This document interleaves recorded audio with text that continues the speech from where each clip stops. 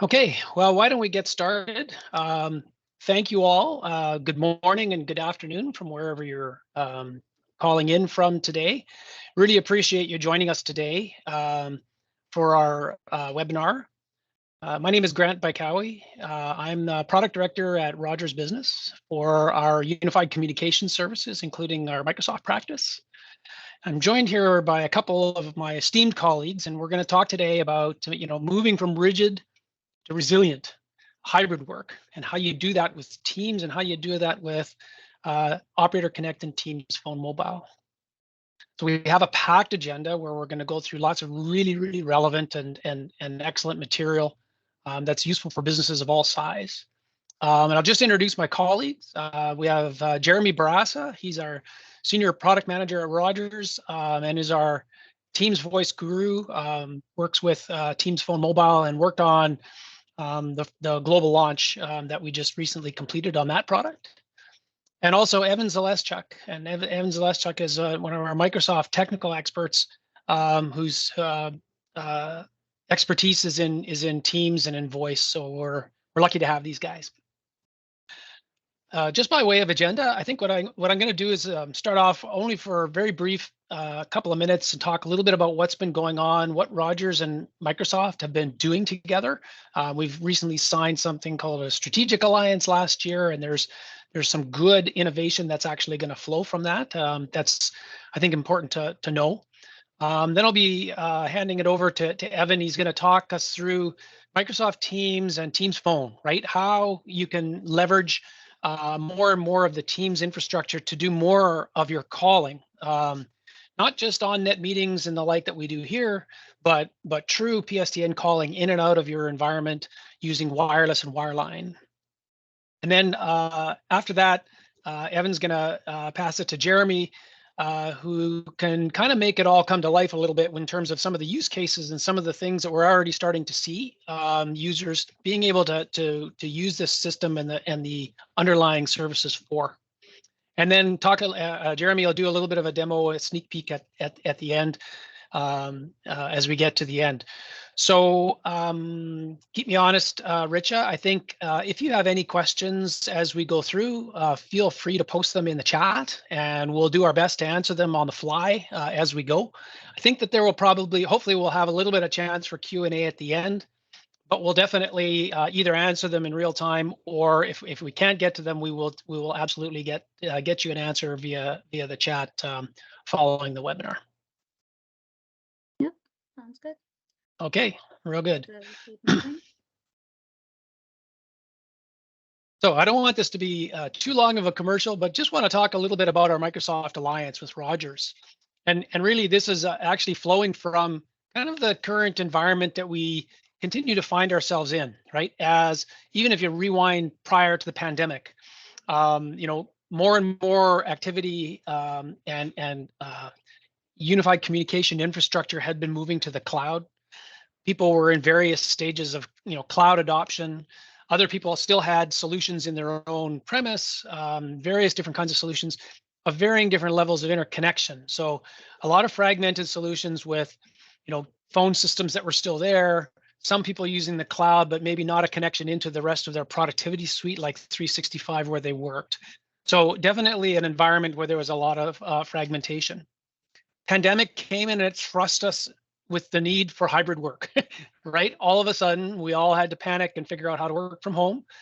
And then as we started to come back, the real focus on, or there was a real need that everybody began to see around hybrid, right? Need to be able to work in multiple places. I don't know if I've heard of people coming back into the office 100%, but it's certainly not the norm. So we're very much in this hybrid work state. And then people from a challenges perspective are constantly faced with the perpetual hardware and support costs, right? How much is this costing me for support, both in the form of real dollars and effort on the part of my team? So the new landscape, what derived from that? Well, the landscape is we have a much more mobile centric user, right? Somebody who needs to be able to move about, not necessarily always the road warrior kind of person that we would think of as a salesperson talking on their, and working on their phone, but just being able to work anywhere, and linking into mobile data in order to be able to do it. And the hybrid work environment has really sort of driven that need for truly unified communications. It's sort of underscored that need, I would say, more so than what we had before. And then ultimately, in this new landscape that's evolving, people want to be able to manage this thing easily, right? Single pane of glass for support, making sure that, you can consolidate and get rid of services that are underused or that you don't use, and be able to manage things in a simplified way. So I mentioned a little bit about Rogers and Microsoft announcing a 5-year strategic alliance. We did that last year, and really what we're doing is bringing our expertise together to innovate and develop more digital experiences and services for users in Canada. We're bringing our 5G network and our the strength of our new and stronger company now that we've completed our merger with Shaw, together with Microsoft's expertise in building the experiences and the services and the environment together to innovate. So one of the very first innovations in this alliance is in the unified communication space. And the first one was that we'd actually was the result of this was Teams Phone Mobile. So we launched Teams Phone Mobile in Canada before Christmas last year. And we're pretty excited because we were the world's first to do that. But it was truly a joint development between ourselves and Microsoft to actually bring the mobile experience much more tightly into Teams. And we're going to talk a little bit more about, well, what does that mean? What does it mean for me as a user and me as an administrator? So that's the first thing that's come out of the alliance. And we're also going to be doing a lot more work in the future in 5G and bringing together, Azure services together with Rogers Network. So stay tuned. The only other thing I would say is that, that's based on a kind of a history of firsts. We've been selling and servicing Microsoft 365 for many years. We do it for over 35,000 customers, so we know it. But really, the focus and a lot of what we've been doing more recently has been in becoming the premier enterprise voice partner. So we launched Microsoft Direct Routing as an option to connect into Teams, followed by Operator Connect. We were the first Canadian provider to do that. And as I said, most recently added Teams Phone Mobile to that mix. So there's a number of different connectivity options that we can now marry together with Teams to give the best experience for customers.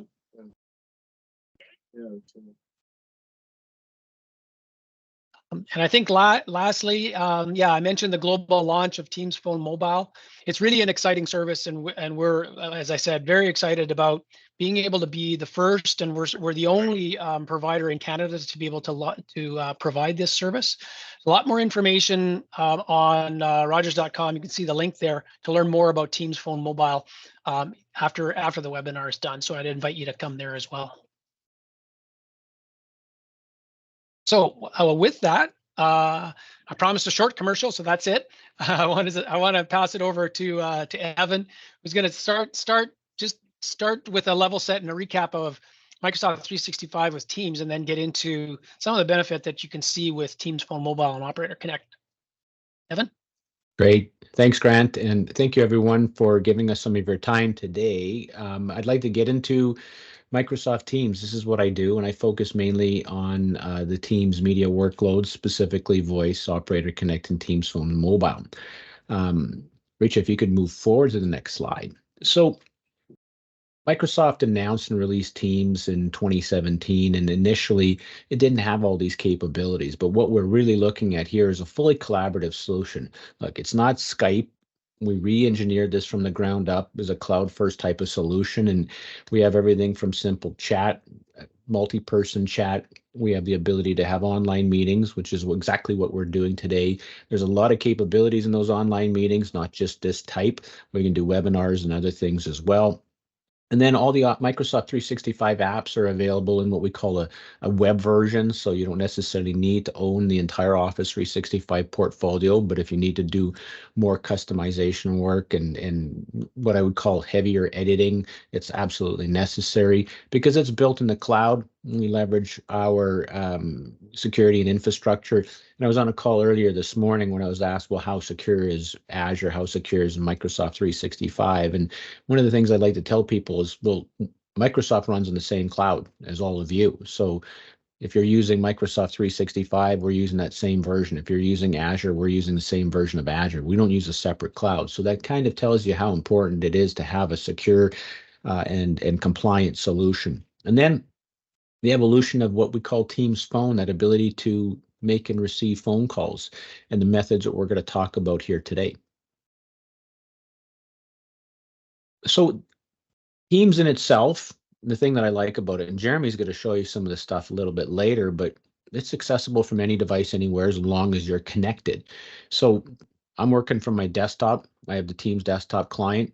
Some of you might be on a web browser. We have the ability to access Teams, as not just Teams to be able to join meetings and make phone calls, but be able to do a lot of the collaboration work that you're used to doing at your desktop. We can do it from our mobile devices, iOS, Android. So it's a very flexible solution. For example, I can log in to Teams via a browser at my neighbor's home if I need to. I have the ability to go to the cabin, and if I've got a computer at the cabin, I have the ability to log in there. As I mentioned, it's secure. So we can implement different compliance and regulatory compliance abilities into Teams, as well as all Microsoft 365, depending on your company and industry vertical. And being able to take and consolidate all these collaborative solutions and telephony solutions into one has an inherent cost savings. Teams is such an important product, we've included it across all of our licensing. So our E SKUs, our A SKUs, I'm not a licensing expert. It's too hard, to be honest with you. I'm not smart enough to understand licensing, but there's a lot of smart people at Rogers that do. I just stick to the Teams and telephony stuff. So the idea here is you get Teams. You get Teams with all the licenses. Teams Phone is also available in a lot of those licenses. And Teams Phone, we're going to talk about a little bit more in detail. It's call control. It's the PBX in the cloud. It's what gives you the ability to make and receive phone calls from one of the 4 methods that we're going to talk about as we go through the rest of these slides. So specifically, we're going to talk about Teams Phone and Operator Connect. As you heard Grant mention, they were the first carrier to launch Operator Connect in Canada. And when we look at this, it's really based on that phone system. So remember, I said phone system is the foundation to be able to make and receive calls. I use the term call control. So phone system is that PBX, but to make a phone call, you need some kind of PSTN access. You need some kind of dial tone access, and that's where Rogers comes in and provides that within the Teams Phone infrastructure. And being able to use this, well, you can make a phone call in any number of ways. You can click to call, which is what I do. I can't remember anybody's phone number anymore, but if you like to make phone calls using phone numbers, there's a dial pad in the Teams client. Of course, we have the ability to use handsets. We have the ability to do the same thing from our mobile devices. It really suits the needs of that user and how they want to work. But within Teams, we have more capabilities than just using your traditional phone. Now, we've got multiple options to make and receive phone calls. Microsoft has calling plans. Calling plans is a simple interface, single interface you administer through the Teams Admin Center, which is part of the Microsoft 365 admin experience. But it's only available in 33 countries. So what do you do if you're outside of those countries? You have to look at one of the other options. Also, the way that we sell calling plans might not be right for you as an organization. But more importantly, what if Rogers is already your telco provider? You don't need Microsoft. Well, that's where we get into some of these options like direct routing. But direct routing comes with complexity because it's not just that single pane of glass anymore. Direct routing requires session border controllers, and there's complexity to that. But that complexity gives you flexibility. So you can do things with direct routing that you can't do with calling plans. And direct routing, available anywhere that our telco partners globally are. So in Canada, Rogers provides you PSTN access anywhere in Canada into direct routing. But Operator Connect is where things get a little more exciting. As you heard, Grant said that Operator Connect is newer than direct routing or calling plans. So what's the big deal? Well, it takes the simplicity of calling plans with the complexity of direct routing and brings them together. Brings them together so it's a single interface for customers and Rogers to be able to deploy, administer for your environment. But it's more than that. We've done direct integration through APIs, application programming interfaces between Rogers and Microsoft to be able to expose things that make your life easier as a customer. Plus, Rogers being able to support you as an organization is a lot easier. There's more flexibility in the solution. Doing things like you need some phone numbers from Rogers. Rogers makes them available in your Teams admin center. Try doing that in direct routing. You need to know PowerShell, open up a command prompt and start typing a whole bunch of weird stuff that most people don't understand. You don't have to do that with Operator Connect. And Operator Connect is growing, but as I mentioned, Rogers was the first, so they've had a lot of experience. Rogers actually worked with Microsoft during the development of Operator Connect, so they were in very, very early. Now Teams Phone. Rogers is the only provider in Canada that gives you Teams Phone Mobile. Teams Phone Mobile, similar to Operator Connect, same infrastructure integration between Rogers and Microsoft, but now from a telephony perspective. And here's the interesting part. As an end user, I don't know if I'm using calling plans, direct routing, or Operator Connect. I just make and receive phone calls. My interface is exactly the same, independent of one of those three that I use. But Teams Phone Mobile is different. It gives you a different experience.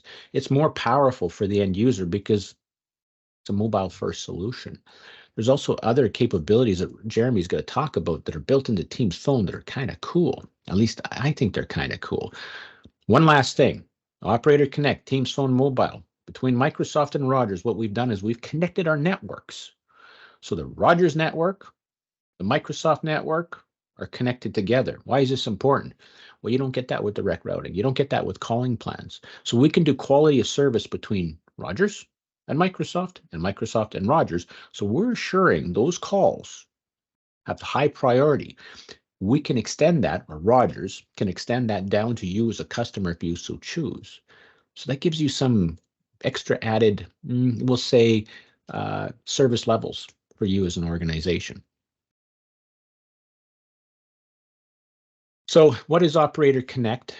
I think, Richa, you had a video that you wanted to play now, or did you want to play it after this slide? It's going to get played now, so I'll hand it over to you.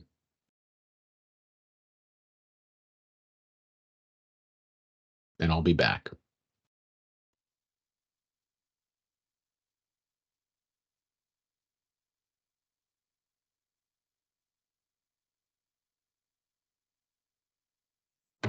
Voices have the power to foster relationships and build understanding. Microsoft Teams Phone can help restore connections and create new ones with colleagues and customers. Every organization is different, so Teams Phone offers a variety of options to suit every need. Microsoft Teams calling plans are a simple managed option from Microsoft to equip your organization with phone numbers, now available in even more locations. Operator Connect allows you to bring your own operator to Teams with a fully managed and integrated experience. This integration provides shared technical support and quality service level agreements, as well as direct peering for enhanced network resilience. Deploy calling with confidence directly from the Teams Admin Center. And of course, direct routing provides a powerful option to use your own operator and existing on-prem or hosted infrastructure to implement a tailored calling solution to Teams. Whatever approach you choose, learn more at aka.ms/Microsoft Teams Phone.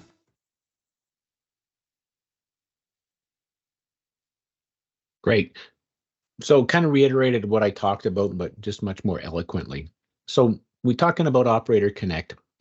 Kind of mentioned that what we're doing is we're taking calling plans, direct routing, we're combining them together and giving you the best of both worlds. So from an architecture perspective, it kind of looks like this slide. There's a session border controller that is owned and operated by Rogers that's providing this service because Operator Connect is based on direct routing. But this is a much bigger, more powerful core infrastructure session border controller that, of course, Rogers is using to provide this service to you with high availability and high resiliency.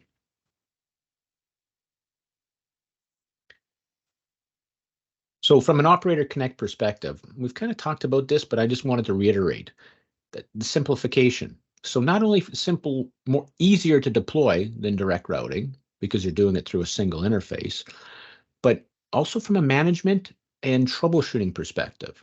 Because again, you're using a single pane of glass. You're using the single interface from Microsoft. And I often talk about time to resolution. So if there is a problem, how long does it take you to resolve that problem? Well, if you're only dealing with one interface instead of multiple interfaces like direct routing, and you don't have all the technical experience you need for direct routing, it'd be simpler for you to resolve that issue.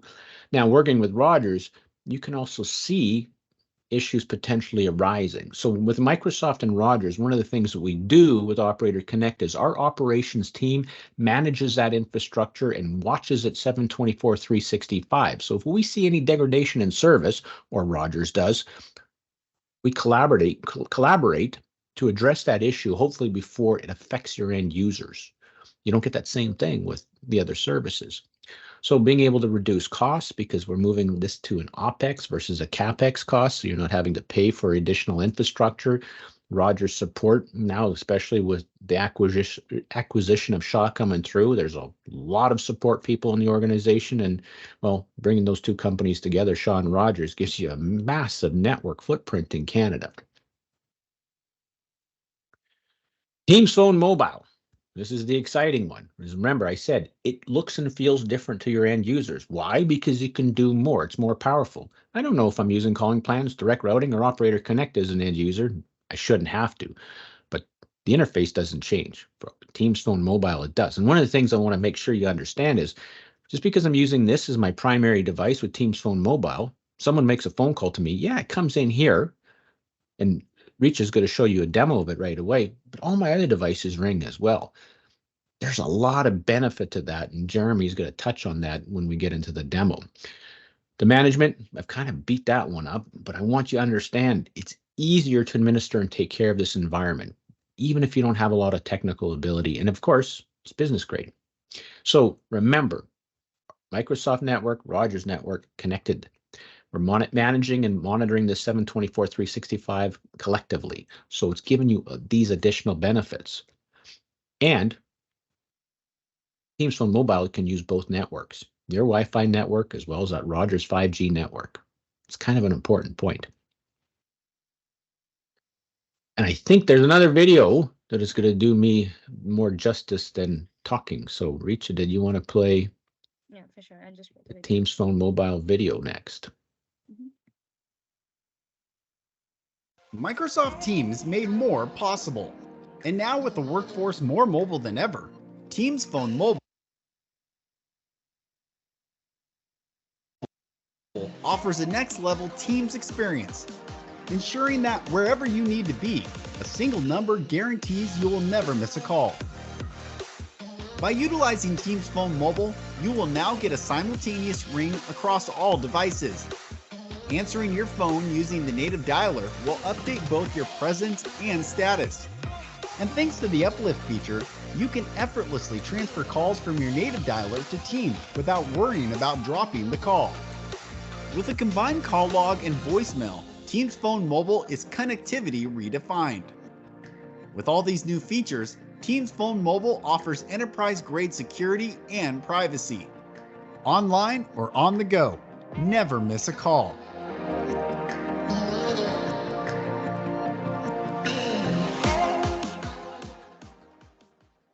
Thank you, Richa. And I didn't talk about some of those capabilities because it's easier for you to see them in the video.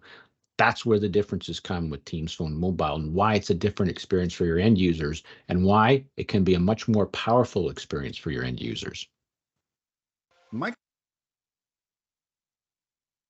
So just to kind of recap some of the things we've talked about, when we look at Operator Connect and Teams Phone Mobile, some of the benefits.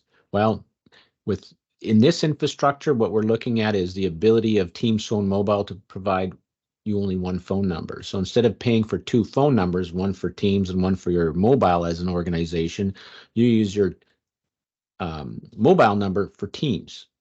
So you can eliminate a phone number. And some organizations will say, well, but when I make a phone call, I don't want everybody to know my mobile number. That's okay.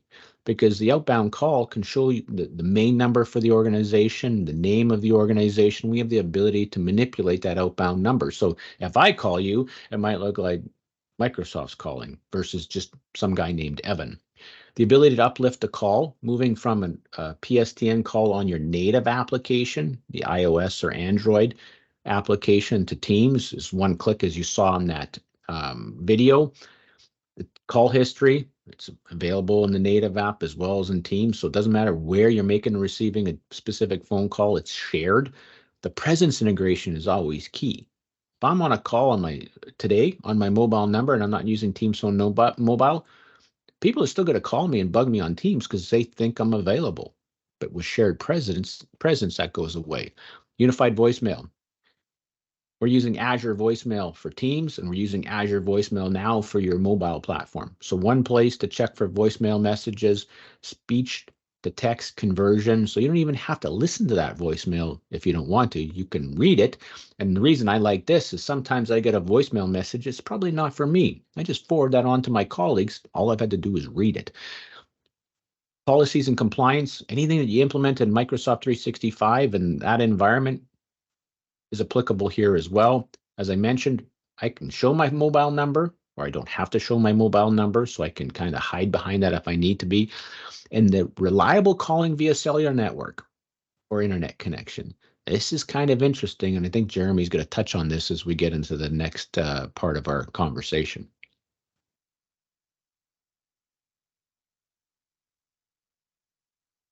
Okay, so I think I'm handing it over to you, buddy. Questions. Yes. Yeah, so thank you all for the questions. I'll take a look at some chat. of them and see what I can do in the chat, and I'll let you take over here. For sure. So just as we jump into it here, this is where we get to the exciting part of the session. It's a little more interactive. So we're going to talk about some actual use cases and try to make this relatable. And then we're going to actually get into the portal a little bit and just spend a little bit of time for those of you that are just starting your phone journey to understand kind of how do you get to that end game? What's the actual steps that you want to start thinking about as you embark on your own voice journeys with Teams? So that said, we'll jump right into the first one. Okay, so this is a personal one. As I am a proud owner of a lake house with my family, I've had this actually happen to me. So imagine that you're at the lake today and your primary number for business is your wireless number, and you drop your phone off the dock on the end of the lake, and it's not 2 feet deep where your Apple device is going to survive it. It's 50 feet deep and that phone is gone. Historically, that's going to represent a case where now there's no way for you to make an outbound call from that phone number, that exact number that's existing on your wireless. It's true that if you have a Teams-based soft phone loaded on that device with a different number, you can still use that number elsewhere, but you're no longer able to impersonate that cell phone and use the same number and caller ID information on it. So with this solution, with Teams Phone Mobile, when I drop that same phone in the lake, I can turn around, walk inside the cottage, and use any device that I can get to teams.microsoft.com or any other Teams-enabled type device that can access, the client, and log in with the same credentials that I would normally use, and my cell phone number is now back in service and available to use. I have access to all my contacts, it's all fully integrated, and suddenly I'm not only able to be redundant one way, but I'm introducing multiple levels. So to close on this one, historically, I've either got data available through options that Teams supports today, where it would all be data-based, but I can never have just a voice service through wireless that's a little bit more resilient. So if we think about when you're driving up towards the country, you always have great data in the city, and then it'll start to decline the further and further from population centers you get. With Teams Phone Mobile, your actual wireless native device, or what we call voice over LTE, it runs independent of whether or not data is available. So as that data becomes narrower or less available, you can switch to different networks and have more options to still be able to communicate. And that gives you two choices in every scenario. Anytime you have access to an internet circuit of any kind that you can get to your phone, your smartphone device, you have an ability to log back in and take advantage. But similarly, if you have no data and there's no way you're going to get access to data, you can rely on the native device itself, that Apple or Android device, to make and receive calls. So it basically gives you a split in two directions, where now I have multiple options to choose from for communication. And so this is a simple example that's more personal, but it absolutely applies to larger outages or impacts to services. So when I think about redundancy historically, I think about making my buildings redundant or things like that. Now, with Teams Phone Mobile, you can make your users redundant. They have access to the VoLTE wireless network in its pure form with roaming and everything. And then secondarily, they can access data services to be able to use the exact same number from any Teams asset they can get to. Thanks, Risha. Next slide.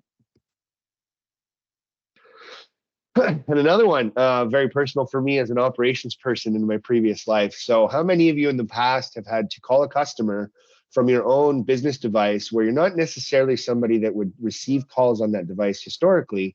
You're there specifically to, sorry, I'm getting distracted here by a bunch of buzzing here. So let me put myself on Do Not Disturb. Apologies, 1 second. Too many dings going off. There we go. No. Perfect. Okay, so if I make an outbound call to a customer from my cell phone, that customer is going to see that cell phone number. That means that they may misunderstand that it's a number that can be contacted. And so I could disservice that customer by calling them, you know, in a pinch from my cell while I'm on the road, and then they think that's a number that they should be using moving forward.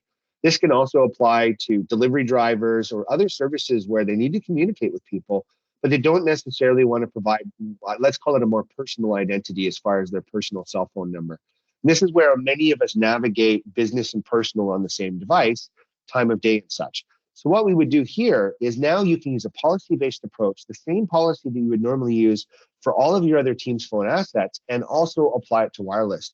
So imagine I've got a mix. Today I've already got Operator Connect calling plan or direct routing in place. I'm working with an existing system. Some of you are definitely in that position.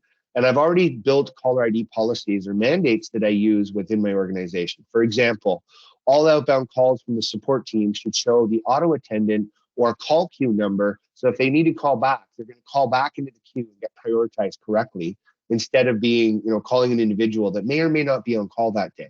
We can also see that with sales teams and other organizations. Now, that exact same policy, I can take the users that I've configured with Teams Phone Mobile and apply the same policies. So Grant mentioned single pane of glass earlier, but imagine now I can control my corporate caller ID policy across everything, so including mobile devices, without having to go to a separate portal or platform.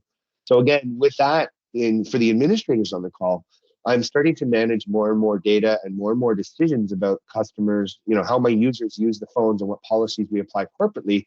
I don't have to have two separate kind of streams. Historically, I'd have to work with one team to try to get any caller ID modifications made to wireless. And that's usually a call into the Rogers organization or whichever wireless provider you're working with. Now the admin can go in and do it on the fly themselves right through Teams, because we consult through Teams to make these policy decisions on every inbound or outbound call. Next one. Now this is a big one that really is exciting for some, you know, segments, particularly financial, but others where compliance and governance is really important. So one of the very first things that we were asked by some of our customers when they heard that we were working on Teams Phone Mobile in partnership with Microsoft to design it was, please, please, please tell us it's going to work with various PSTN recording solutions. So what I mean by that is Microsoft has a facility built into today that you can either build a bot if you're savvy and have development access yourself, or in many cases, choose from a host of providers that are approved and set up to actually provide recording solutions into Teams, where basically you can record everything and use AI and start to do all sorts of really, really interesting and exciting analytics across your whole base. Well, they wanted to know, is it going to be able to record wireless for the first time? And is it going to be able to do it properly? So with the right kind of compliance that we need to be able to do it. For example, in Canada, it's required that you warn them of a call recording before the recording starts. So can we apply that to a cell phone call that you're going to receive or send? Absolutely, the question is yes. So we worked really hard early on to make sure that we actually took the time to work through and do bench testing of direct routing and Operator Connect to give us kind of a baseline with these recording services, and then apply the same testing and same rigor against multiple recording solutions. So to date, we've done full regression testing with two of them, ASD Technologies and Dover Technologies. Both have been excellent to work with, and it's really opened up a dimension of having a single pane of glass, obviously, for management. But now we're also talking about bringing all your data into one place. So you've got all of your voicemails now a common system between both wireless and all of your wireline users. You've got the ability to record them all universally, manage them in one place, and also think about the impacts for those of you that do more in-depth data mining using services like Power BI. Now, all of a sudden, every call that a user makes is in the system, regardless of which part of the system they're using. So what's exciting about that is I have the ability now to be able to look at performance management as something that's an option about call behaviors. And I can apply it not only to my video and conference calls like we're doing today inside Teams, I can bring in my wireless voice as well and my wireline all into a single place. Because today, Is this what we're on right now, a call? Sure it is, if you look at it from one lens. So having all of the data together allows those that really want granular information about their employee behaviors to be mined and build that data source. And it always starts with having that data in the first place. So this is all about making sure that we're providing more reach inside wireless, more management, but also more data, more access to voicemail information in a safe, common store, and then finally the ability to record and apply AI to it, which is really exciting. Next one. Okay, and then another one that really rings home for me as somebody that used to work in public safety and 911 for many years. Thinking about safety and education, and this can apply to other industries, but I like to just pick on this one because it's something that's in the media, unfortunately, far too often, both in Canada and abroad, especially in the United States, which is around personal safety and how Teams Phone Mobile can really make a difference in that. So in this use case, if we think about two different versions of how I could set up a school or an environment like a school, we have a traditional environment where communications are really managed with the building itself, where we have a panel on the wall with paging stuff if it's really old, or I have a phone hanging off the wall or on the desk. And you have basically communication is done from a fixed point inside each classroom, not something that you can move around, not something that you have any other form of communication available. We think about when an incident occurs in a school, and God forbid it ever does, but if it does, sometimes in a lockdown situation, the location of that teacher and their ability to communicate needs to not necessarily be bolted to a wall in a specific fixed point. They may also not be in an area that they're able to do that. So with having wireless deployed to all of the teachers, which has been done in multiple schools that we've seen in Canada, the lacking point is they need to have the extra richness of something like phone system included with it to really make it into PBX grade, so they can have everything they need built into that phone, but the flexibility and the portability that wireless offers. And if we take it a step further, when that teacher is now in a lounge and they're working and they need to start calling back, their students' parents, they can log into the next available Teams phone or use their laptop or go to a browser and communicate using all those other layers anyways, so they get that full capability. But when they're walking around with their physical wireless device, we also have the advantage of, again, falling back to just voice. So if you're running into a situation where that same school is experiencing a major storm event and the students are still in situ, well, now I can rely on multiple networks that are available to potentially continue communications and not even necessarily need to rely on power during the initial phases of that event. So we're always thinking about different ways to layer the services in to add safety to it. And a final note on that is we also built this service, and I mentioned this briefly earlier in the chat, we built this service to be more redundant, not less. So when we think about how wireless is affected by Microsoft being added into the mix, if it's built the wrong way, we could add dependencies that make it less reliable. We've built it in such a way that the idea behind the service is Microsoft is an enhancement to the wireless experience, but when unavailable, if ever that should occur, and God forbid that it does, the whole stack is built on the fact that it will still be able to process the calls if a situation occurs where when we ask Microsoft, how should I deliver this call? How should I modify this policy? How should I do this caller ID?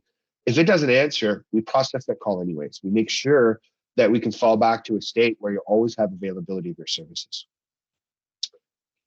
Okay, so here's some of the customers that we've worked closely with and continue to. The list is growing all the time, so we just grabbed some of our favorites. As you can see, we've got our recording partners listed there, and we've got a couple education segments, as well as Toronto Regional Conservation, Ontario Lottery Gaming. But there's many, many more, and we found that there's not an industry out there that there aren't really, really clear use cases that can work for these solutions. So we encourage all of you that may fit into different parts of the industry outside of this to consider Teams for your services.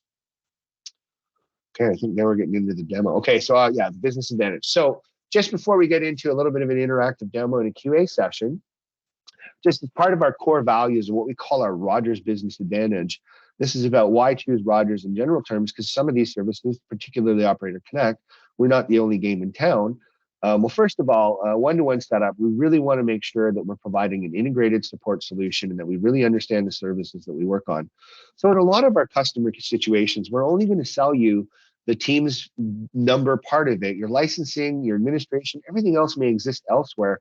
And we really want to work closely with whoever you're comfortable with to make sure that you have a really, really easy experience. We've had cases where we had a customer that worked with an integrator that we haven't worked with in the past. And we said, hey, get the integrator to give us a call. We'll give them a full crash course on TPM together and make sure that you as a customer get that access to an understood service that you're really comfortable with, and that we can be a trusted advisor for your communication.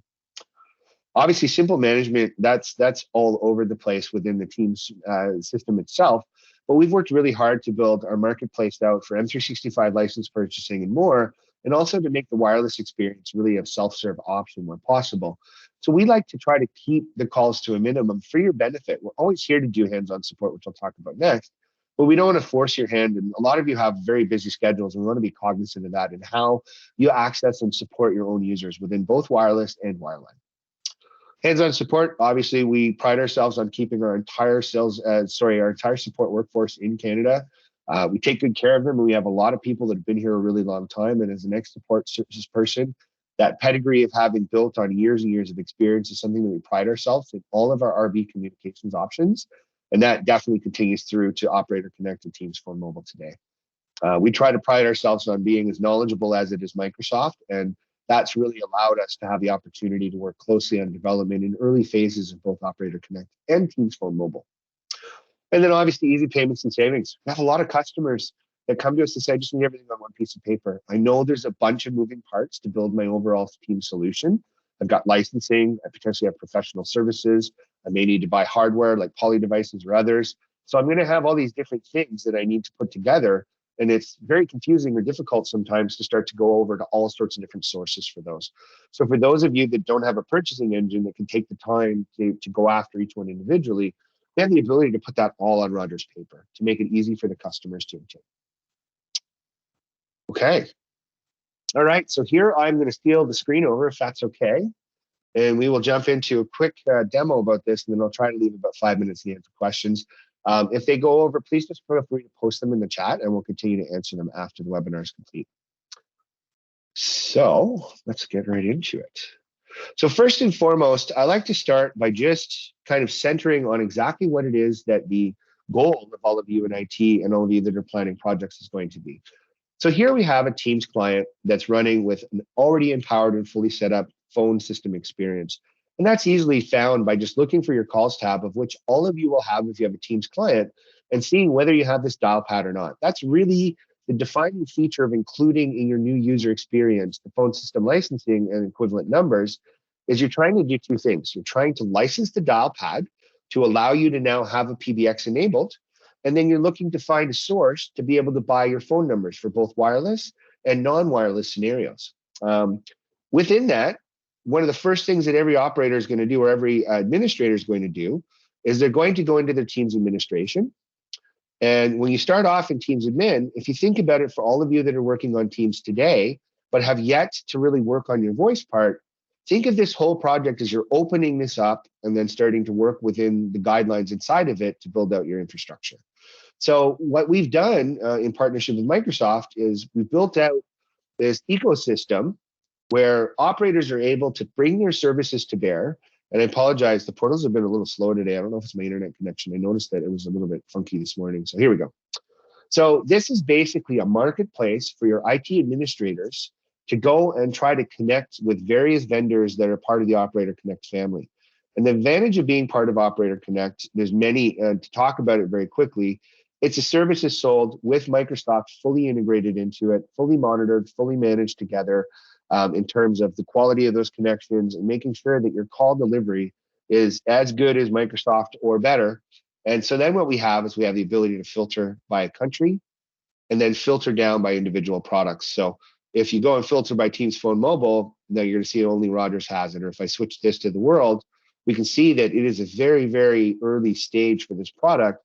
And we're very proud to be among some of these giants in little old Canada working on this. And one of our reasons for doing so, as Grant and Evan both mentioned, is that we partnered with Microsoft to help with the design of the solution.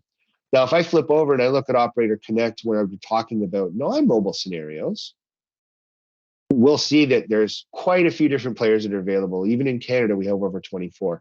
So what Microsoft's trying to do here, as far as your transaction, so thinking about you as the user trying to work through this, you've got to get a number, you got to get it from somebody. So they created this whole ecosystem to help connect customers with various fully certified providers that are connected and integrated. So if you're an operator, your ability to put a phone number in here and have it say number provider is only provided with a lot of integration that needs to be done. So anybody that's in this list, you can say to yourself safely that their Microsoft Azure peering service is connected, fully certified to a standard that Microsoft applies universally to all of them, and a safe bet in terms of going to your communications needs with. The standards for everybody are held the same. Where some of the differences can come in is in the case of Rogers, we obviously are the incumbent in Canada. So when you look at this, again, if I just filter by Canada, we'll see very quickly that there's a whole bunch of names here. Many of these, I can't tell you which ones, they'll actually wholesale their SIP services and national network access from carriers such as Rogers. So if you want to go straight to source with a vendor that's very experienced in the Canadian marketplace, we offer that as one of our main value propositions in terms of what's different from a technical perspective. But then also we offer the fact that we're part of a deep partnership with Microsoft over 5 years. And that part of that is we really are industry first in terms of our experience and understanding with building out these next generation solutions. So I want to go by numbers. I need to get to a point where numbers are going to be delivered into this portal. And that's really half the battle, is getting the numbers in. The second half of it, which I'll just show briefly, is having the right licensing available. And this is where Microsoft is critical to the transaction. So what I need to do, if I'm thinking about what my user mix looks like today, so imagine you're adding a brand new user today. You would normally have to pick an E1 or an E5 or an E3 to be able to give that user a list of services. Now what you're basically looking at, if you're thinking about Teams Phone Mobile or any of these services, if I want to turn on that dial pad, I need to enable that in the PBX, or to put it a different way visually, if I want to turn on the voice section completely, that's all born through what we call the Phone Standard add-on license, which is an at-cost license that is included with E5 or is available as an add-on to other forms of licensing. And so think about it in terms of, okay, if I want to enable a PBX on this user, I need to turn this on and add that additional license with a cost to it that's going to turn on the PBX. This Teams Phone Mobile one is an add-on that basically just flags it as mobile. It's no cost, but it always depends on this Phone Standard license. So back to this image of the transaction, I need to buy the right licensing to enable the dial pad, and I need to find partners that can bring numbers into my solution. Obviously, there's many different ways to do that. We have calling plan, direct routing, operator connect, and Teams Phone Mobile. And each of them has different purposes that are really important. We focus on Operator Connect and Teams Phone Mobile here at Rogers as emerging technologies, but we're always able to support and help customers through navigating the decisions on some cases where those other services may come to bear. So that's kind of a very, very quick understanding of what it takes to start thinking about getting numbers into the system. What's really exciting about it is if you imagine adding a new Teams user today from scratch, the process of going through that add really isn't going to change much, other than the fact that when you're completed with the addition of it, you're going to take into account that extra checkbox for the license that's going to do your PBX. So during that initial onboarding, I'm just going to do one extra checkbox to make sure that they're enabled correctly. And then the only extra step you're adding to your existing new user flow is going to be to find a number and then hit edit on that number and assign it. And here we have one that's already been assigned. But basically now, if you think about your administration historically, you used to have a phone person and then somebody separately that dealt with all your Windows logins and all of your Exchange and all that kind of stuff. And you may still have that where your legacy PBX is handled differently and it's a different transaction. Well, if we center on what communication looks like today, we're no longer just doing calls in Teams or not doing calls in Teams. We're doing lots of different things in one place. And so by bringing the calls into Teams directly, now I'm opening up a dimension of support that really brings everything all on host. And here's a quick example of what I mean by that. So I've just gone into an individual user, and now I'm going to go into the meetings and calls tab. And inside of here, you can see, and there's only got one example, but this is actually a regular PSTN call done through Operator Connect or Teams Phone Mobile in this case, but it's actually providing me information about it. And similarly, if I'd been on calls like the meeting we're on today, all of this data gets stored and built at a per user level in the same single pane of glass. And then finally, all my usage reports as well as my call quality dashboard is designed to be overarching. So if you're on the support side as you're listening to the messaging today, now I have a single dashboard that I can use to drill down on all the calls, whether they're a conference call, a video call, a Teams Phone Mobile call, Operator Connect. We want to try to think of communications more linearly, like we have all of these things are available to the user and they should all be treated similarly. So this is where I was mentioning earlier, compliance policies and data all kind of comes into a single place or single point of focus. Now, finally, very quickly, and then I'll open it up to questions, and I will provide some of this stuff after the fact as well. For those that are interested in it, we have several manuals that are available that Microsoft has provided that provide the same detail you're going to see quickly here. But what we have in the mobile experience is as soon as you log into a mobile device that's enabled for Teams Phone Mobile, it actually detects that that phone number may be the same as your user and asks you, is this your number? If you say yes, you are now fully set up and able to use Teams Phone Mobile in an integrated fashion. Obviously, we have simultaneous ringing across all devices. So I talked earlier about dropping that phone in the lake, but if I don't even just have it near me and I have my desktop enabled and I've got Teams turned on, I'm ringing everywhere. So I have multiple points of reach always available to myself.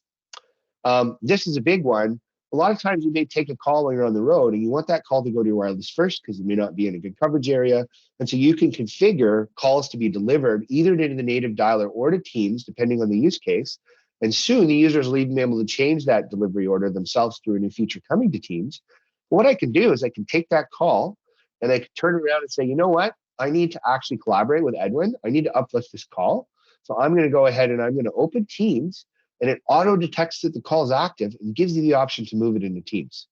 Now, some may say, why would I want to do that? Well, if you see on the left here, I have a standard Android or Apple-based call. There's no video, there's no chat, there's no collaboration. I don't have any of the advanced features that the richness of Teams offers.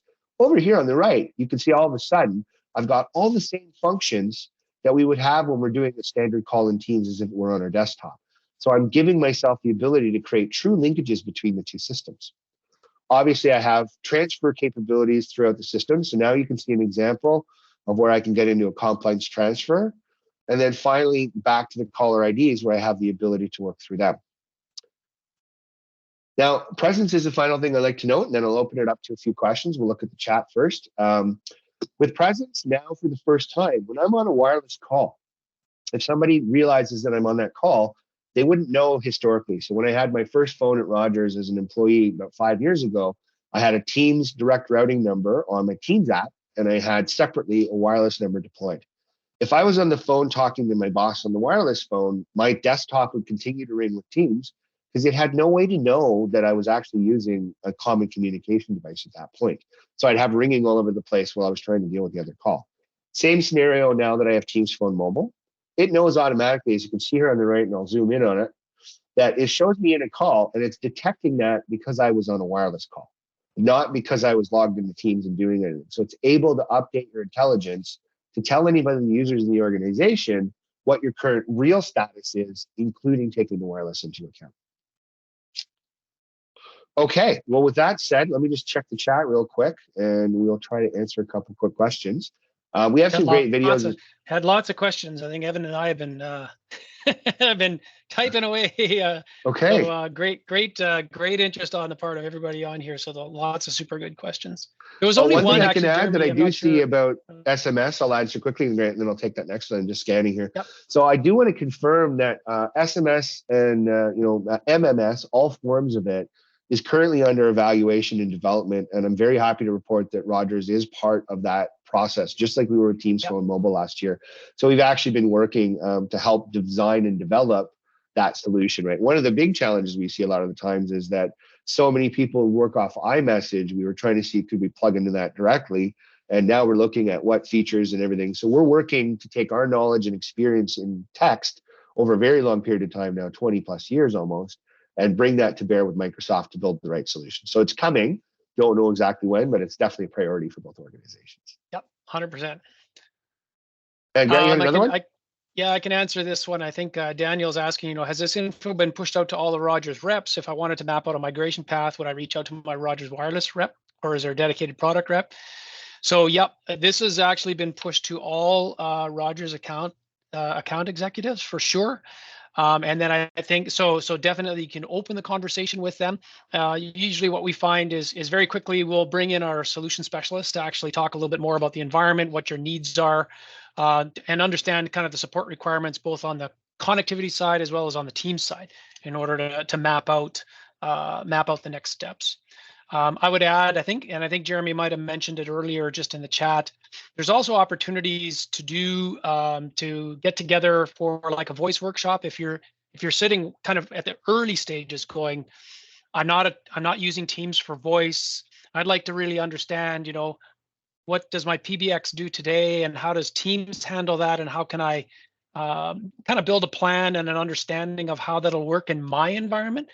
We can coordinate some really good kind of 2-day workshops to actually do a deep dive into all of that. So that's also a really a good value add. You're all you need to do is ask your account rep, and we can look into making that happen. So I see a question just popped up, a few more here, so we have some more time, so we'll go through a few of them. Extensions is a big one, so let me pick that one out of the pile, and then we'll kind of go back to a few others. So extensions, there is definitely support for extensions with both Operator Connect and Direct Routing.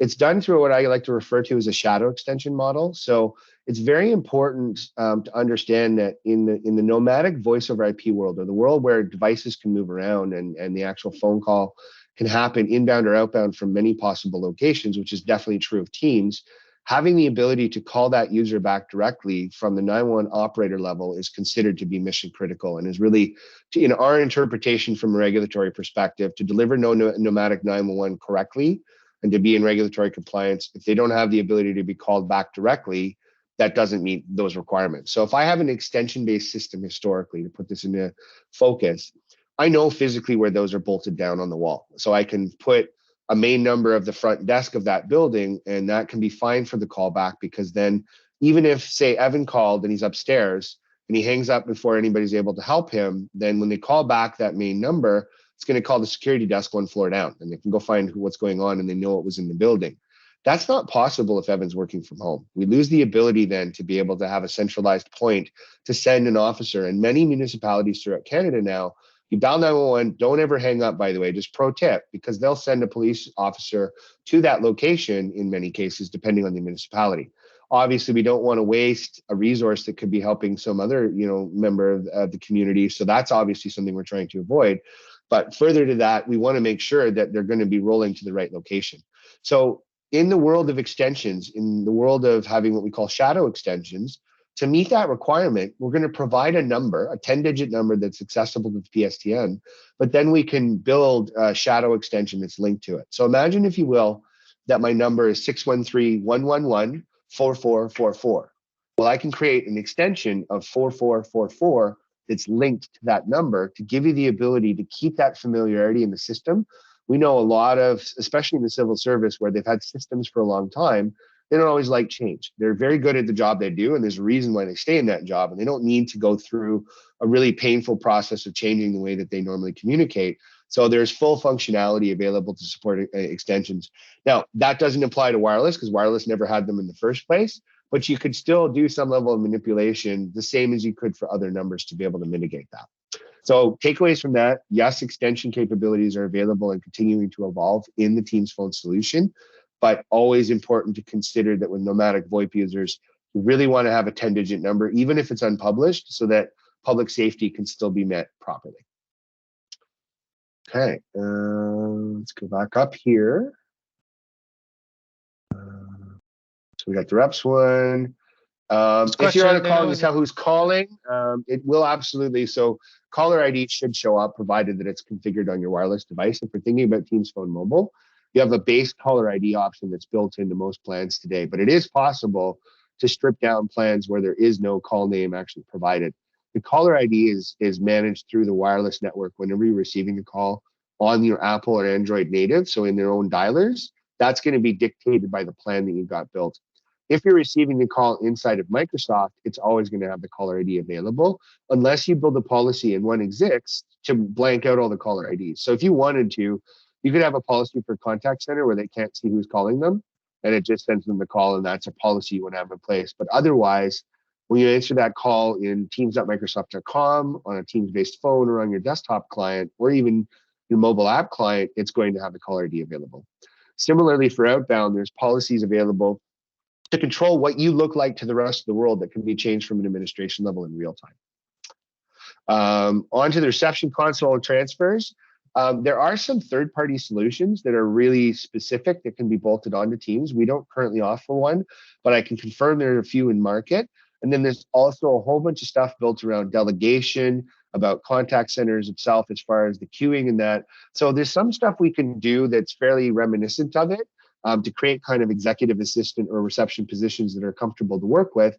But like a doc with all sorts of additional calls and who's in the queue and all that kind of stuff, that's starting to step a little bit outside the capabilities of it from a default, in which case your two paths are looking at bolt-on contact centers certified for Teams phone or options, or there are certain players that do more of a receptionist console that can bolt into it. On that note about when I say bolting into it, one of the great things is that because Microsoft is such a large, dominant force, it really does encourage a really, really wide melting pot of vendors to build different solutions to meet needs that fall on the periphery of what phone system can do. So I encourage everybody, when you're looking at phone system and the capabilities of Microsoft, it's always a good question to ask. If it's not native to the core, if I can't see it in the admin when I go look for that feature, there's a good chance somebody's designed something that can be bolted onto it at a certain cost to meet that customer requirement. It's always good to ask about that. And between Rogers and Microsoft, we try to keep really versed on all of those solutions as they come to market to help connect our customers with us, even if it's not something that we could sell directly. So from a general cost perspective, as far as adding Teams Phone Mobile, it's an add-on and similar to, we have other add-ons like enhanced voicemail and other bundling for Rogers Wireless. Pricing starts at $10, but it's really important to talk to your sales representatives because there's lots of ways to do much better than that. But basically, we've built it so that when we look at our historical products like Unison, when you combine the cost of the phone standard license add-on as well as the Teams Phone Mobile add-on on your wireless plan, it's really competitive with other offers in market, staying close to that kind of $20 starting point, and then going down based on volume and other commitment levels. Modernizing devices. So I'm going to put a link in the chat for the person that asked that question. That's a maybe answer. So let me explain that in more detail. Microsoft was very kind to release something called the Microsoft SIP Gateway. And in fact, you know what? I'll share my screen briefly because sometimes a picture is worth 1,000 words. And what the SIP Gateway was designed to do is it was designed to offer the ability to provide some use for legacy phones. So Microsoft's very passionate, like Rogers is, about not filling landfill with plastic when we don't have to. So what I've just done is I've gone back into the admin and I've opened up the devices section here. Inside the devices section, I've started by just clicking on the phone section, and this will give you an example of having some CCX or Teams certified devices that are actually connected. And you can see how the management looks for those devices. I don't have one configured in here, but on the SIP devices side, or what they call the SIP gateway, this is where all sorts of additional devices are able to be configured. So I actually have a launch thing here. It's this one. I'll show you a picture of a few of the different devices here, and I'll put this link in the chat. There's more being added all the time, but the goal of the SIP gateway is to take ATAs or analog telephone adapters, legacy phone devices, as well as things like paging units, and giving you options to direct connect those devices into Teams. So if you go into your own admin and go through the help for it, it'll actually bring you to a link for the SIP gateway. And there's a whole list of all of the available devices that are supported by it. Now, when I say maybe on this topic, there's a big gap between using the SIP gateway technology and using the embedded Team stuff in terms of what it can do. There's obviously, when you're using a Team certified phone, you've got a Team screen, you've got all the functionality available to it for conferencing and everything like that. These devices are usually going to be more of a dumb terminal device. So when I think about, say, I have a whole bunch of legacy Cisco's or Poly devices that are non-Teams, I can set them up to be able to be, you know, a number point where you can make and receive calls, maybe put basic speed dials on it, but they're not going to allow you to do anything complex in terms of call flow like they may have been able to do in the past. So there are limitations to it from that perspective. So I always like to recommend the SIP gateway is more of a gap that you can, it's a bridge. It helps you be able to reuse these devices and limit your costs in the short term, but it's going to have limited support in terms of the long life cycle of it. It was not built for Teams in the first place. So I caution people, you know, if you've got a whole bunch of legacy stuff, think about it as a transition plan, and this is what this is for. I wouldn't want to put a device on there that's already 4 years old and then plan to get another 5 out of it. That's just 9 years out of a single device is never a good idea to begin with. They're not really designed for that. So just be careful about thinking about the difference between the two, and that it's always easier to look at your devices when you're doing your overall integration up front.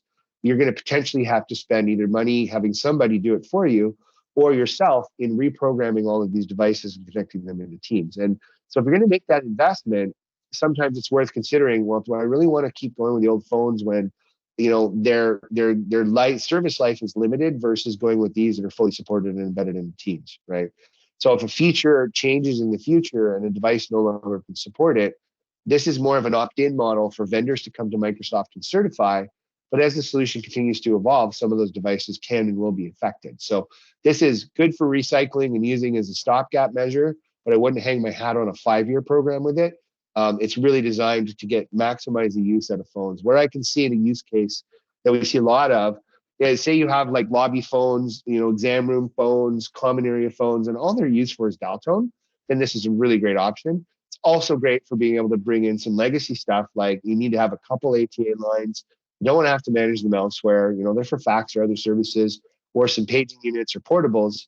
Well, they give you the ability to start to bring in devices that are more centered around other use cases that aren't covered by the Microsoft devices. We don't have Team certified loudspeakers. We don't need them. And this gives you the ability to still have that in the solution without having to make it a team specific device. Good question. Okay, what do we got next on the list here? Keep going through them. I've been answering a couple of these in the chat as you've been going through, Jeremy. So one came from Nancy, just a little bit overwhelming. She runs a very small organization, and maybe just for the benefit of others that haven't been able to read it, it does. You can't. It does seem a little bit overwhelming for sure. Right now, the Teams ecosystem with Teams Phone Mobile and Operator Connect generally best suited for slightly larger organizations, generally like 25 and more. But we are actively working right now on a simplified offer that'll help, for very small businesses to be able to take advantage of this. There's a little bit of work that we're actually doing at Rogers to structure that in a smart way. So basically, right now it's hang in there and stay tuned for some more developments a little bit later in the year. And that's a very front of mind question for us, because one of the areas of expertise that we continue to lend to Microsoft is actually in the development of SMB support models that work for customers such as yourself. So the example I always use is, I call it Susie's Flower Shop. It's a 5-seat small customer. They're really good at being a florist, but they don't want to know anything about IT. They want to just have something that works. They need something where they can pick up the phone and someone's going to take care of all of it for them remotely. That can be cost prohibitive in some cases today, especially for very small customers. We at Rogers don't ever like to say the word very small customer, because every customer is really important. But when we get into the complex administration I was showing, you're absolutely right, Nancy. It is a bit overwhelming. And that's where we're going, okay, how do we deliver a service more like we would have done with Unison in the past, where we get the number of seats that you want, some basic information about how you'd like to set up your auto attendant and your queues. We build it all out for you and deliver that service. And then when you have a problem a year later, you pick up the phone and you call us and it's taken care of. And you don't need to go back and learn anything and continue to remember how to manage it. In that example of the flower shop, that once a phone system is working, most small businesses don't touch it. So when something goes on a year and a half later, it's very difficult for a vendor to expect them to know a lot about the administration when it's so rarely used. So what we refer to a lot as white glove services is where, for small businesses, we really want to be able to have all of this handled at Rogers. So you don't have to worry about going and figuring out the licensing, buying all the different pieces and putting it all together.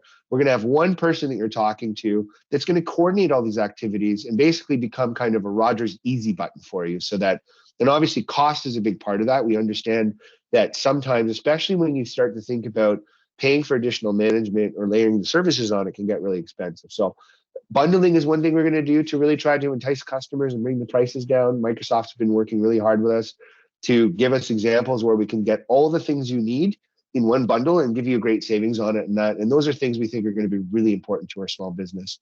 And finally, we're working on additional options in terms of how we actually price per seat that are really to recognize the differences in the needs of that type of business as well. So much more to come on that. Great question.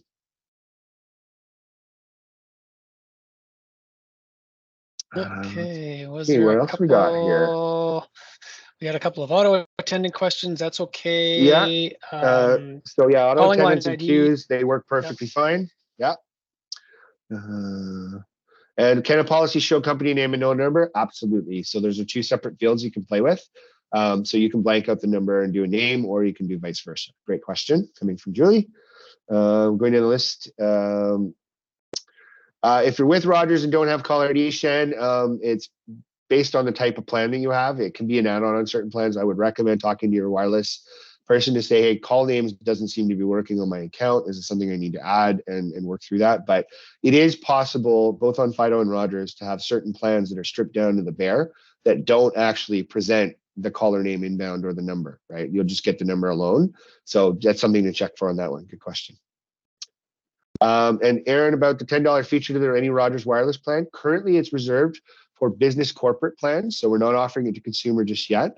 Over the course of this year, we'll be widening that net into our small business base. And then eventually there's definitely plans to be able to start to introduce this to consumer-based plans. Microsoft is very passionate about trying to offer this to the entire range, as is Rogers, so that we'll have more options for bringing your own device to be able to come to market in the future. So there's additional development around the idea that you could bring in your own personal number, connect it into Teams, but keep enough of a personal versus work privacy firewall, like what we do with Intune on a standard phone today, to be able to offer the ability for that user to be integrated into your Teams PBX, but still maintain their own number and their own separation. So more changes for sure, but today it's business corporate, and then that will move down market over the course of this year, and then eventually to consumer in the future. Let's see, we answered Aaron's question. Chris Baldwin asked, can a Unison environment be ported into the system upon implementation? So there's definitely, think of it in terms of it's canceling one service and adding another, but doing it with Rogers is going to make sure that all the knowledge is transferred in terms of what we have available to you today. So there's no direct migration path where we can hit a button and have it all move from one side to the other at this time. It's definitely something that we're going to be continuing to look at, especially as we move into small business, where Unison plays heavily. It's a market of 0 to 500 is where that product sits. Obviously, with this, it goes pretty much from 0 up to infinity. So it's a wider range. So we have certain considerations that are specific to Unison.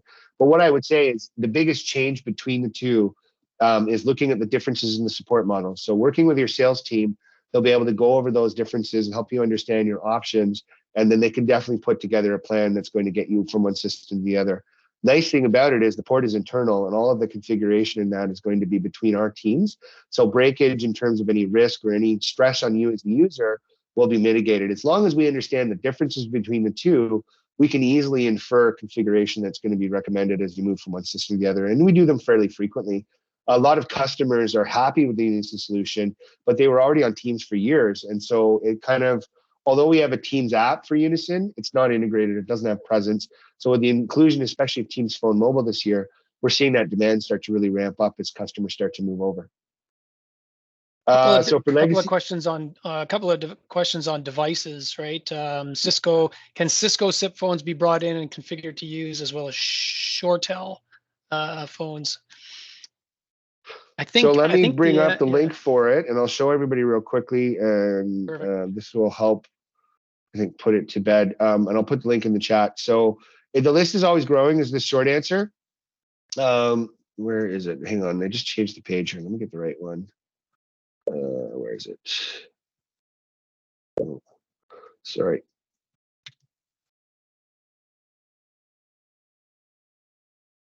You moved it around on me. Here we go. Okay, so I'll pop this in here in a second, but basically this is the working list right now. Where is it? Plan. Yeah, here we go. So we have all of the following Cisco's, a whole whack of Poly stuff, both their wireless stuff as well as their embedded VVX series phones. Tons of Yealink. AudioCodes has a significant number of devices, both in their sets layer as well as in their ATA layer. So they've got both covered. SpectraLink's now come into the fold as well with a lot of their wireless stuff. ACOM, Gigaset, that's the current ones that are available today. There are going to be more added in the future, and it really is a case of Microsoft's created kind of a set of standards that are available, and anybody is welcome to work with Microsoft to get their devices certified to work with it. And basically once that's happened, then we have a baseline to work on moving forward. So in the case of Cisco particularly, one thing to note is that the switch from Cisco-based SIP over to OpenSIP, which is what you need to do this, would have a cost associated to it. There's a licensing change that Cisco charges. But for all of the others, to my awareness, it's a matter of the labor to actually set them up. It's not really going to be anything different. You're still going to buy a phone standard license and a number to go with it. The only difference is that it's not going to have a full Teams client. It's really only going to need just the phone standard, kind of basically, or like a common area style phone, because it's not doing user level functions. So great, great. So if let you me could put paste the that link in there. For that. I Yeah. think there was some questions on like Mitel 5300s. They've got to No be SIP MyTels, phones, no so you got to be. ShoreTels. Yeah, so you got to refer to this as the kind of the authoritative list. Yeah, I unfortunately can't say if any of the other ones are on the horizon. My advice is take the link I just put in there and challenge your MyTel or ShoreTel reps to see if they have any additional information, because they would be the ones certifying with Microsoft, so they'd probably know before I would ever find out. Right. Hey, Jeremy, there was one question early on that I didn't know the answer to. I think Mike had it, and he was just simply saying, so if you were on a Teams call using the Teams app and you're using your data, and if for whatever reason you lost access to your data, will you flip over or will you fail over to voice only? And I thought that the answer was you might need to reestablish yourself into that meeting. So Yeah, let me- Jeremy, if, what that scenario is, it has nothing to do with really whether you're using Teams phone, operator connect, calling plans, or direct routing. If you're in a call and you're using your mobile device, it's the same as I'm walking down the street, I'm on a conversation. Maybe I've joined this meeting from Teams, the mobile client, not using Teams phone mobile. So I'm on the cellular network. As soon as I get closer to the office and I switch over to the Wi-Fi network on my device, Teams will switch me over to the Wi-Fi so that I'm no longer using the cell network, and vice versa. So theoretically, if I'm sitting at home on my mobile device and I'm using my Wi-Fi network and the Wi-Fi network dies, I'm going to transfer over to the 5G or LTE network. Now, if we're dealing with a scenario where all data has been lost and Teams as a client has now failed, which I think is the second half of that question, then no, it's not strong enough to be able to rebid back to the wireless network. That's a like to have for the future, but that also presents a lot of call flow collision and complexity that we didn't want to bring into the initial design. So in that scenario, just like a catastrophic failure of a VoIP call in the back, back in the day, quick dial again and you're back in service is the answer to that one. But that's when you've lost all sources of data. Obviously, to Evan's point, it's very recoverable. During this call, I actually had to shut off my Cisco link so that I could do a remote desktop to get something up for the demo. And I was able to do that knowing it was going to crash the call and know it was going to recover if I had data available soon enough. So one of the other reasons we don't like to fall back to wireless, and this is part of the design stuff we do with Microsoft, is there's a good chance in most cases that call is going to recover pretty quick on a backup network. It's either going to float to 5G or to something else. So you don't want to give up on it too quickly. So with that being such a solid system, we've opted in the initial design, or kind of the first phase of it, to say, you know what, it's there as a backup. So you can reinitiate a call in or out via that model. What's nice is, let's say that you're on a one-on-one call and you're doing it via Teams. That call drops, then the data's completely gone. Historically, when that user would try to call you back, you're done because your Teams is completely dead. Now, if they try to call you back, it's going to ring your cell phone on the VoLTE side because that's still operational. So that's where we talk a little bit more about that redundancy part, right? That's kind of the bonus to that. Lots of great questions today. Another one here from Nima about employees in the US and Europe. So we have a few that we spent a bit of time with, but like I noted at the start of the call, the Operator Connect community is designed to really give you the capability to go and look at it. So what I always recommend to people in terms of shopping through Operator Connect, and this is kind of great insider advice that's more carrier neutral. If I'm an IT admin, I've got two different ways I can approach that, or three different ways. Obviously, one is if I have a particular service that I need to make sure that the carrier in question offers it. So obviously mobile's limited, so I want to be careful there. But like I noted in the chat, you can have lots of different things connected to Teams. You don't have to just pick one. So let's say that I need to do calls in a couple different countries. And let's do Bermuda, Brazil, and the British Virgin Islands. So I can do a search and I can find countries, and some of the global ones where they do partnerships with Rogers and others to get SIP trunking in multiple countries. And I go, you know what? I got a whole bunch of these international ones that all fit into one pile. So I'm going to go to somebody that specifically works on offering those solutions to multiple parties. Now, knowing that they're going to be working with a Rogers or some other carrier in most of those countries, and they're not actually running their own networks. In some cases they are, but in a lot they aren't.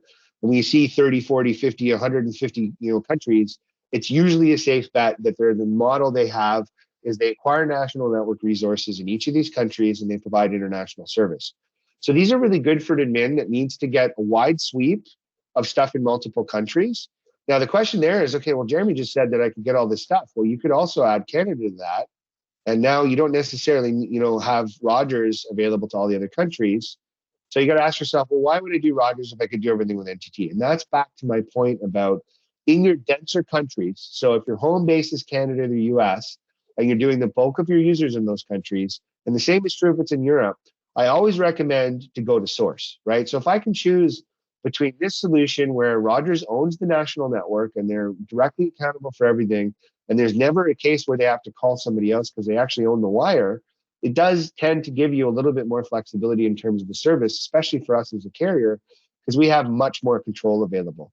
Whereas when you're dealing with someone like NTT, although they deliver the same standard of service, in the case of when things are not going well, there's a two-step process that they would need to do with whoever the wholesaler is providing their trunking in the country in question. That could lead to differences in their level of experience with portability or with regulatory, like I mentioned earlier in the call about having, making sure you have a callback number.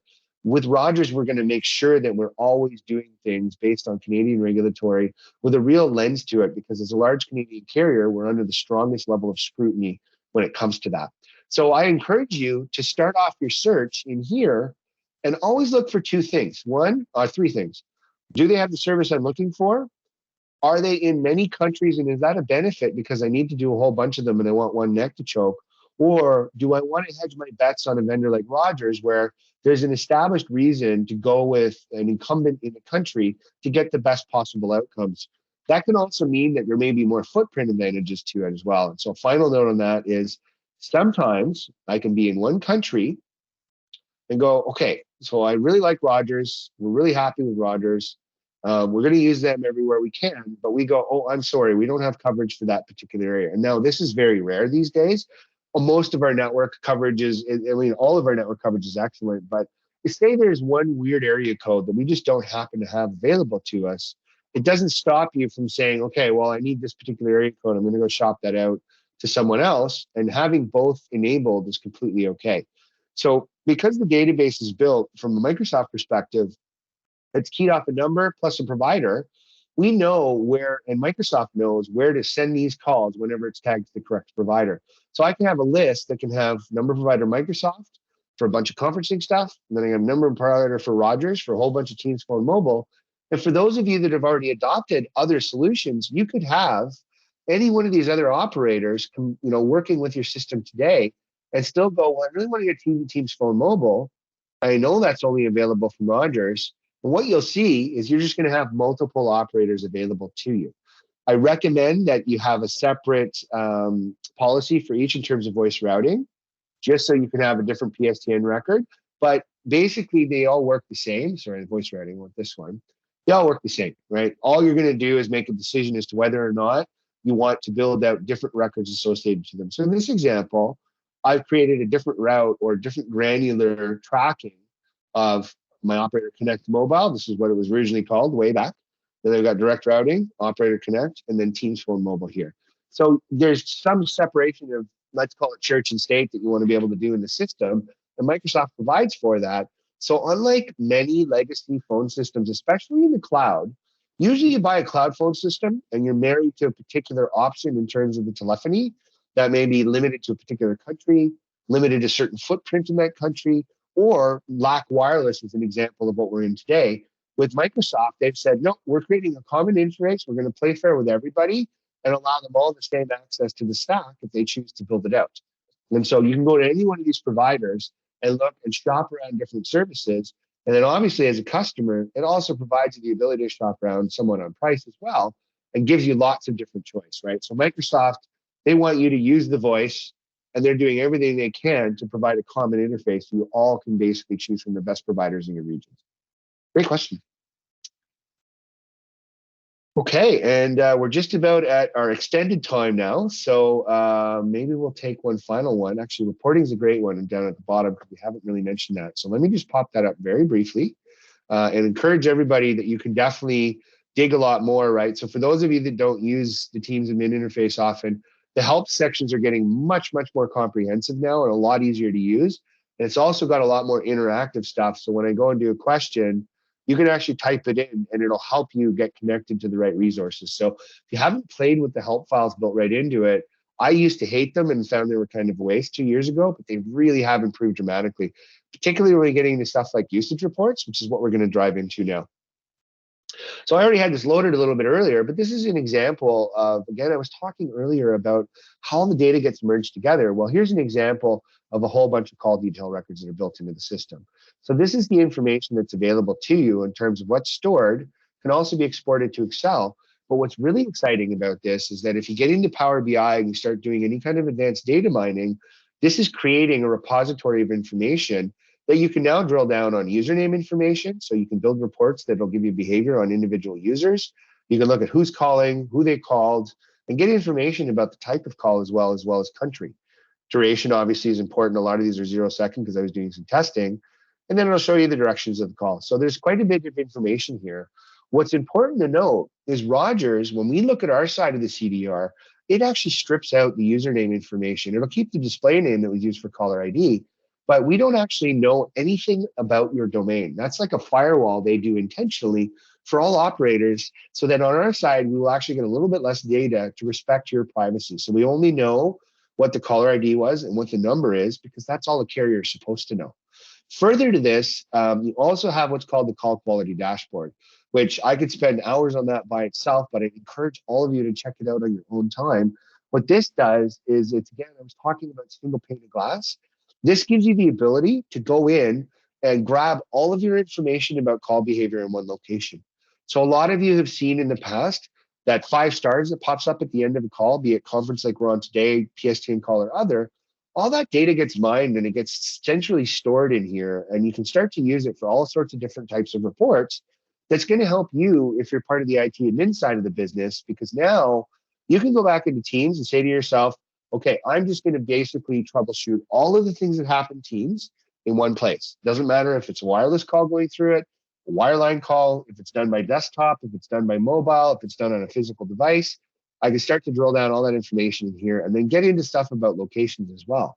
So once you teach teams where people physically are by building out your location information through network location setup, which you can do with Wi-Fi access points and elsewhere, it starts to get to know where everybody is, and it can actually dynamically help you understand where you have problems.